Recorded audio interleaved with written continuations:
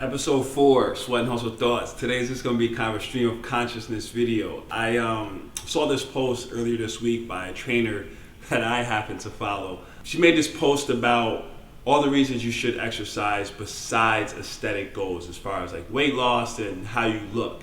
And I think it's such an important message because there are so many other positive things that happen to you when you start to work out and eat a more healthy diet. And again, when I say healthy diet, I'm just talking about very simple things like how much water you drinking, how many whole foods you eating, are you getting things like fiber, things like that. So the more food that you eat that comes out of the ground or falls from a tree, and the more water you drink, typically the more healthy you are. But there are just so many positive things, like Shona said, some of the things like bone mineral density, making your bones stronger, staving off things like osteoporosis, staving off things like dementia, keeping your joints healthy, lowering your blood pressure, lowering your risk of all types of chronic diseases like heart disease and diabetes and types of cancers, different types of age-related neurological disorders.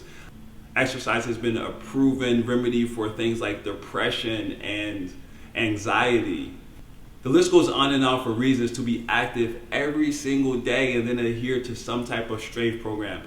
I always recommend that everyone strength trains, right? Everyone could use a little bit more strength. Things like grip strength have been associated with longevity and living longer, healthier lives. It's not only about living longer, it's about your quality of life as you age.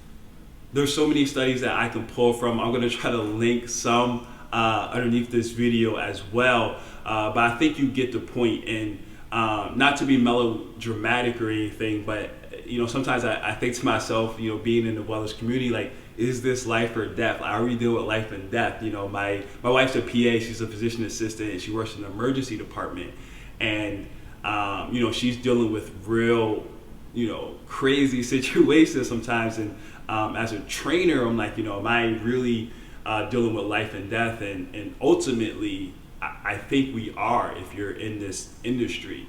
Something that's very personal to me and really has affected me is, my father died of a heart attack at 53.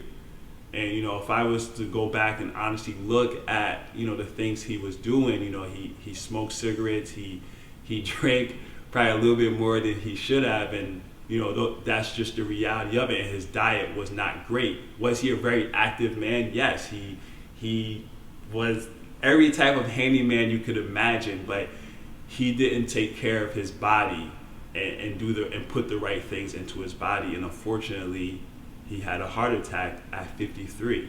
I'm 34 years old.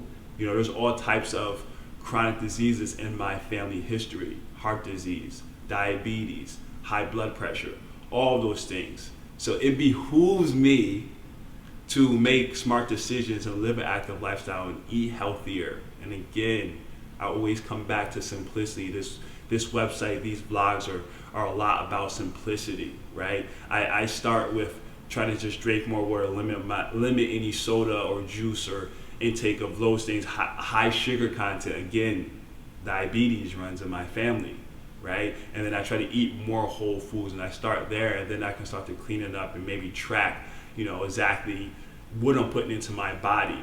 But the point is the same, right? Is this life and death? To a certain extent, I do believe that it is. That we need to make smart decisions so we thrive today and thrive tomorrow. And I don't mean to throw my father in there as like a very sad thing, but it's just the reality of the situation. Every time you go to the doctor, you fill out those family histories, and there's a reason. It's because if those things do run in your family, then you have a higher risk of developing those conditions. But by no means does that mean that you are a prisoner to your family history. If you make smart decisions, if you live an active lifestyle, you can lower your risk of all those things across board. Listen, there are so many reasons to work out that have nothing to do with your having a six-pack or having big shoulders or a chest. Yes, if those are things that you want and those are things that are going to help you get to the gym, by all means, have those goals and work towards those. But in times when you're not seeing the quick aesthetic goals that you have for yourself, or even the weight loss goals that you have for yourself. Keep in mind of all the other benefits that you're getting out of exercising every day or living that active lifestyle every day and eating a better diet. It's not just about looks. I mentioned this in the 7 Sweat Commandments video. What's on the inside that really counts. So those are just my thoughts for this week. I think it's a very important message to get across, that we have to start to shift from purely an aesthetics and weight loss, goal-oriented wellness, and start to value all the other health benefits that we get from working out and living an active, healthy lifestyle. That's one way that we make it more sustainable and more rewarding as well.